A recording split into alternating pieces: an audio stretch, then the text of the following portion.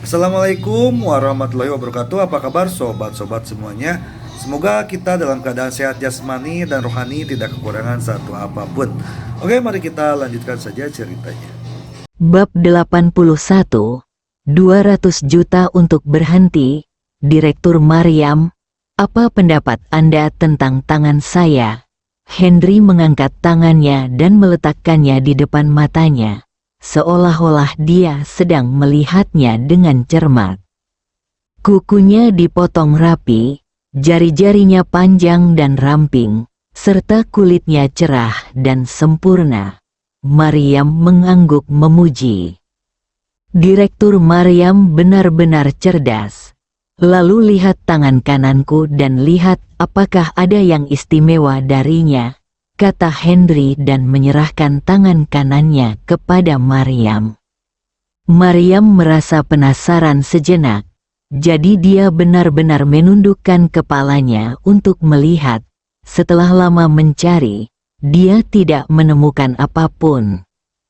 Tidakkah kamu memperhatikan bahwa jari dan ibu jariku sangat halus? Henry bertanya, tampak terkejut. Oh, sepertinya sedikit berbeda. Lebih halus. Maryam mengingat proses akupuntur. Sepertinya jari telunjuk dan ibu jari memegang jarum. Direktur Maryam, saya laki-laki, saya bukan perempuan. Saya hanya bisa melatih jari saya setiap hari. Jika Anda ingin saya memberi kompensasi, saya bisa memberi Anda 200 juta. Apakah Anda menginginkannya? Henry selesai berbicara. Dia tidak bisa menahan diri. 200 juta? Hampir. Aku menginginkannya. Ketika Maryam mendengar 200 juta, dia memperkirakan secara kasar jumlahnya hampir sama, dan segera mengangguk.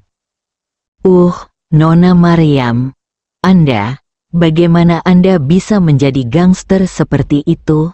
Tidak bisakah Anda memberi saya tabungan 200 juta tepat di depan kalian tiga wanita cantik, dada di depannya? Seolah-olah ada tiga wanita yang hendak menganiayanya. Brengsek, apa katamu? Maryam awalnya ingin memuji Henry karena menghasilkan uang begitu cepat dan banyak.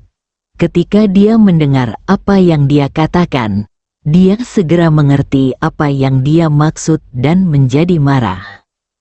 Direktur Maryam, saya rasa Anda tidak akan menginginkannya, bukan?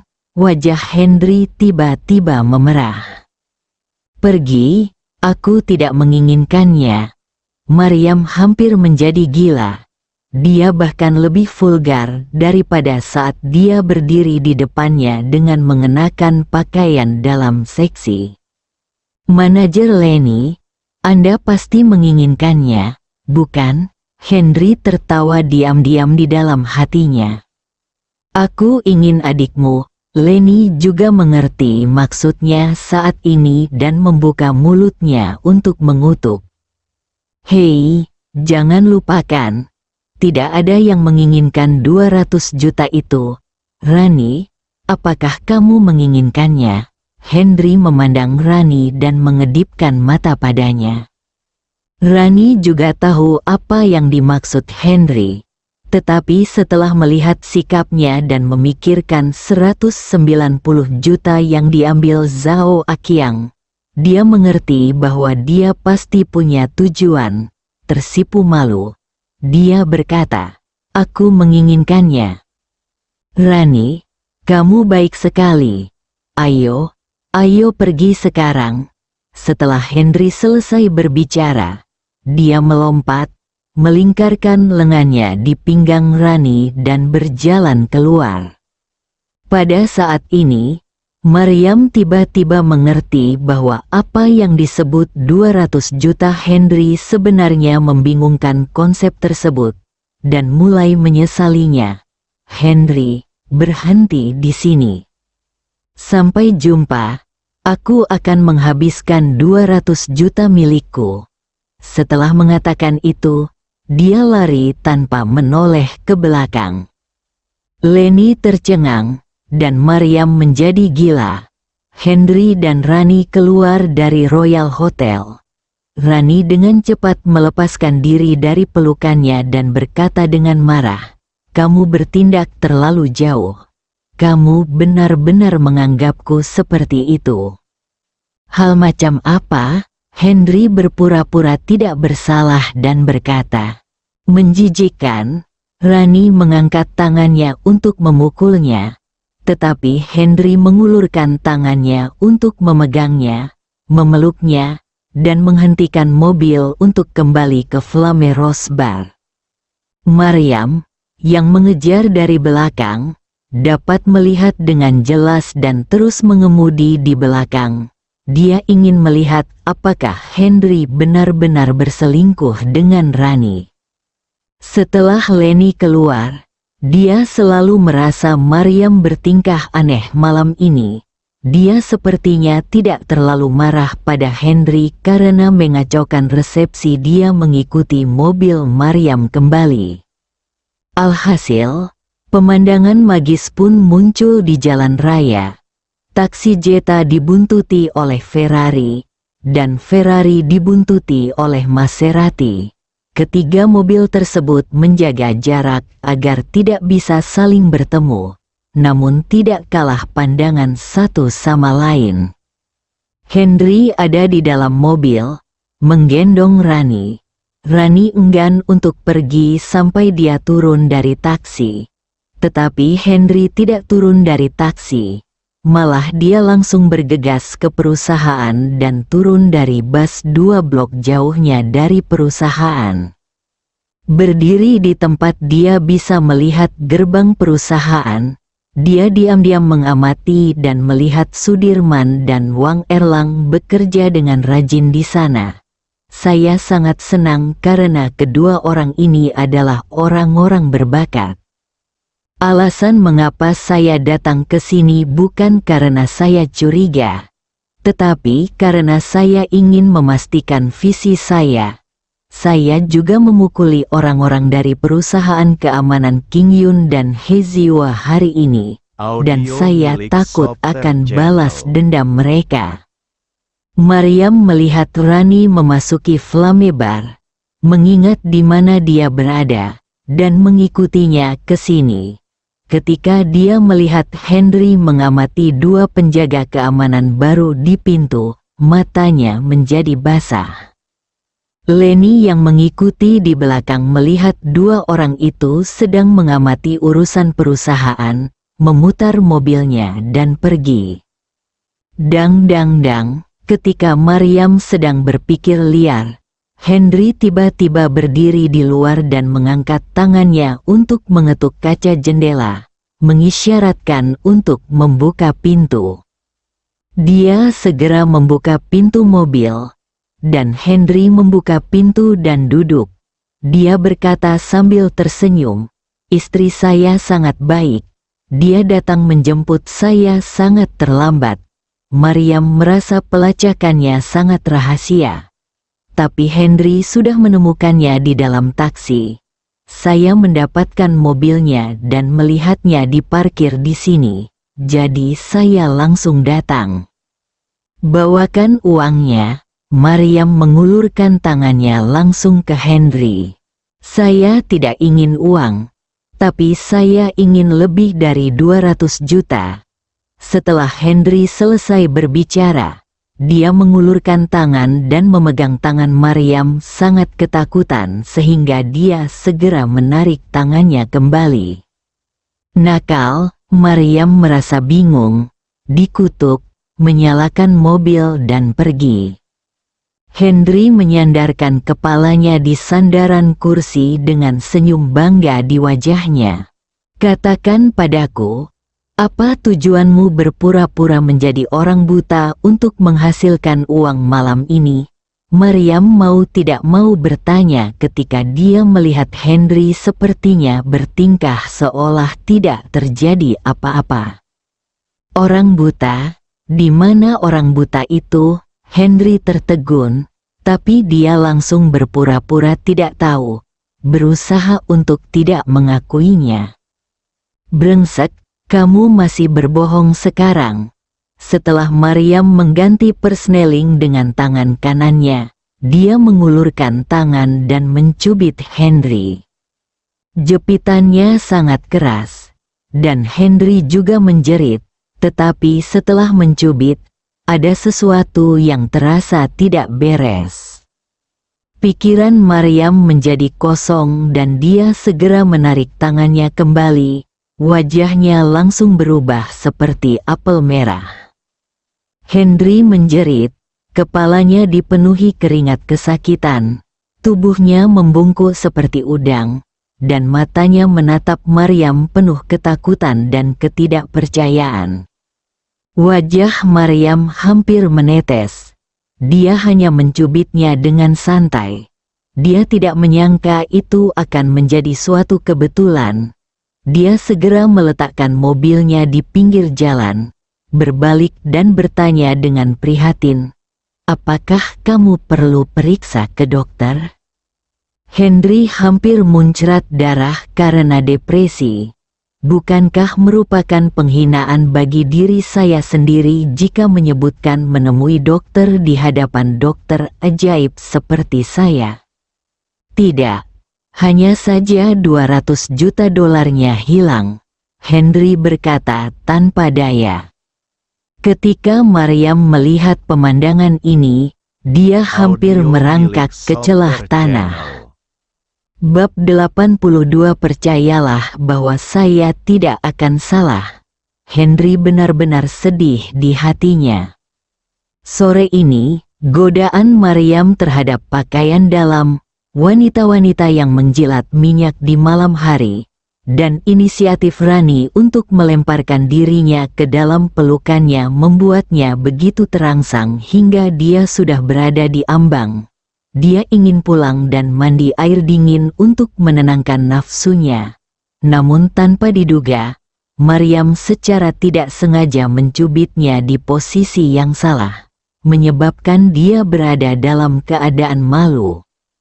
Maryam telah menyiksa dan membunuh Henry berkali-kali di dalam hatinya, dan bahkan merasa bahwa dialah yang menyebabkan masalah. Itulah sebabnya rasa malu seperti itu terjadi.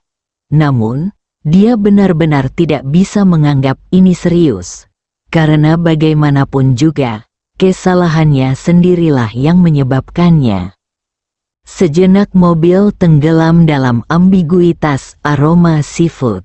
Sayang, aku ingin mengambil cuti 6 hari ke depan, istirahat yang cukup di rumah, dan menjaga kondisi mental yang terbaik.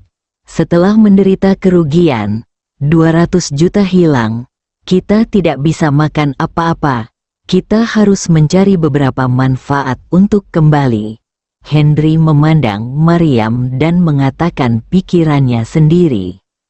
Seberapa yakin Anda bahwa fakta 7 hari akan menang? Maryam mengerutkan kening dan bertanya dengan sangat serius. Kamu boleh mendapatkan sebanyak yang kamu mau, Henry sengaja mengatakannya dengan ambigu, mengingatkan Maryam tentang apa yang dia katakan di depannya di resepsi. Saya hanya ingin Anda menang, kata Maryam dengan nada tegas. Berpikir bahwa penunjukan 7 hari ini pasti akan menjadi kesempatan langka bagi perkembangan perusahaan. Tidak masalah. Saya yakin saya tidak akan salah. Henry juga menanggapi dengan serius. Kamu bisa membuat pengaturan sendiri baru-baru ini, tapi aku tidak ingin kamu pergi ke api unggun. Maryam tidak bisa menahan diri untuk tidak mengucapkan kata-kata wanita kecil itu pada akhirnya. Apakah kamu cemburu? Henry bertanya sambil tersenyum. Terserah kamu. Maryam tidak menyangkalnya. Setelah berbicara, dia menyalakan mobil dan pulang.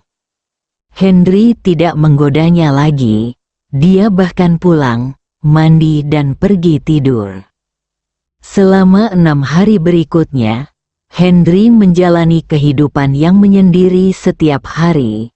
Maryam akan menikmati sarapan lezat sebelum berangkat di pagi hari, dan makan malam lezat ketika dia kembali ke rumah di malam hari. Kehidupan yang indah membuatnya melupakan janji temu 7 hari, dan dia bahkan berharap waktu bisa berlalu lebih lambat. Di dunia perjudian bawah tanah kota Bandung, taruhan pada permainan ini menjadi 1:3 untuk Balai Pengobatan Tradisional Jawa Wang, dan 1:15 untuk Henry, yang merupakan peningkatan 5 poin dibandingkan hari pertama. Dalam beberapa hari terakhir, Henry telah mengatur agar Zhao Aqiang membeli 200 juta taruhan atas kemenangannya secara bertahap atas nama beberapa orang. Orang-orang lainnya memilih Balai Pengobatan Tradisional Jawa Wang untuk menang. Wang dari Balai Pengobatan Tradisional Jawa Wang kembali ke kota Bandung pada hari ketiga. Melihat Wawan dermawan yang tidak memuaskan, dia ingin menghukumnya dengan berat dengan hukum keluarga. Namun, mengingat ada 5 ahli pengobatan tradisional Jawa dan 10 orang yang datang kali ini kembali dari Jakarta, 2 elit muda pengobatan tradisional Jawa berkumpul. Di satu sisi, mereka ingin bertemu dengan Tuan Wang, dan di sisi lain, mereka ingin mengambil kesempatan untuk belajar.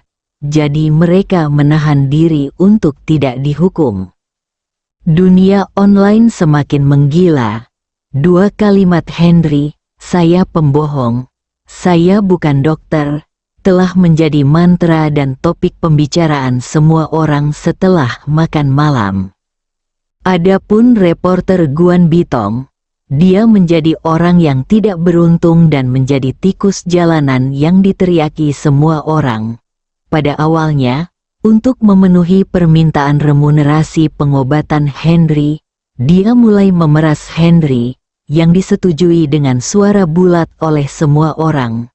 Ketika Henry mengatakan, kerjasama itu sempurna, di resepsi, semua orang percaya bahwa dia adalah agen Henry. Ada kecaman dengan suara bulat di dunia maya. Sebagai orang yang terlibat, Guan Bitong paling tahu apa yang terjadi dan situasi sebenarnya, jadi dia mulai menjelaskannya secara online. Pada akhirnya, penjelasan tersebut berubah menjadi penutup-nutupan, yang menyebabkan bentrokan dan serangan yang lebih intens. Pria buta yang muncul di resepsi grup Kili menjadi topik hangat di media berita besar dan berita utama.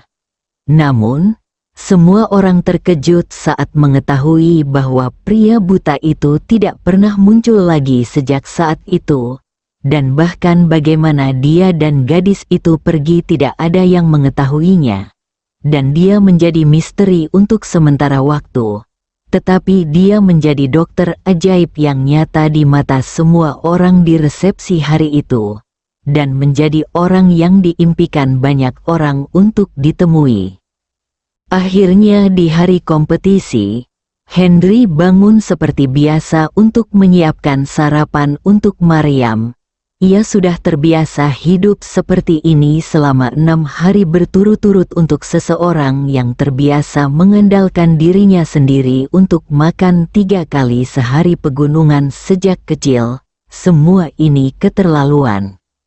Dia baru saja meninggalkan rumah ketika dia mendengar suara di dapur. Dia berjalan dengan rasa ingin tahu, membuka pintu, dan melihat Maryam menyiapkan sarapan di dapur. Tetapi jelas dia tidak tahu bagaimana melakukannya, gerakannya sangat asing, dan dia membuat kekacauan di dapur. Maryam mendengar pintu terbuka, mendongak dan melihat Henry berdiri di depan pintu. Wajahnya memerah saat itu. "Kamu istirahat sebentar. Aku akan menyiapkan sarapan hari ini." Henry menatap Maryam yang seperti buah persik, melihat peralatan dapur di tangannya, dan tiba-tiba hatinya terasa hangat. dan pada saat yang sama rasa bangga muncul secara spontan.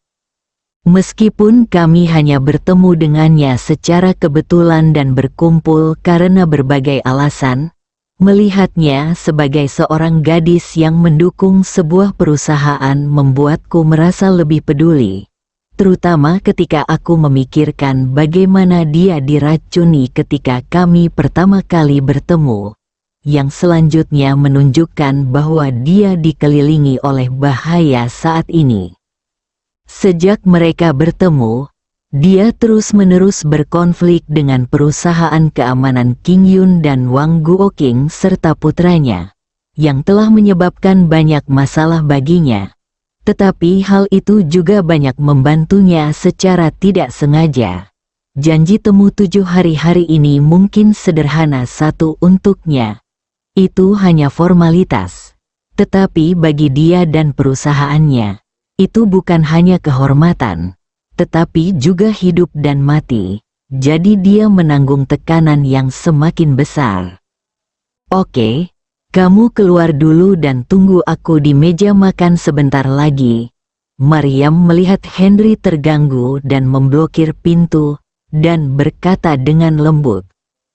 Henry terbangun dari lamunannya, mengangkat tangannya dan dengan lembut menyelipkan sehelai rambut berantakan ke belakang telinganya. Dia tersenyum dan berkata, "Terima kasih atas kerja kerasmu. Jangan gugup, saya yakin saya tidak akan salah."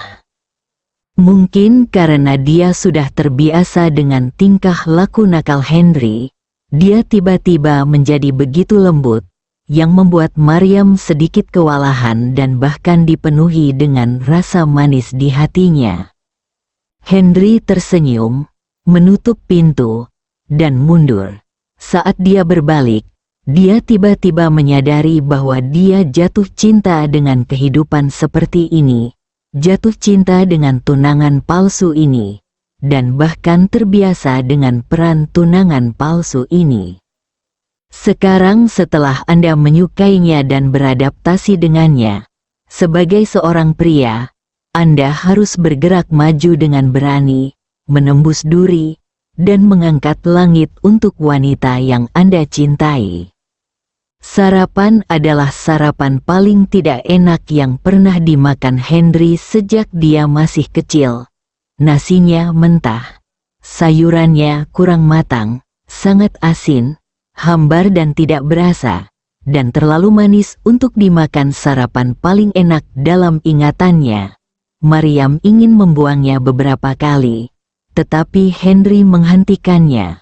Hati Maryam dipenuhi dengan sedikit rasa manis. Bersambung.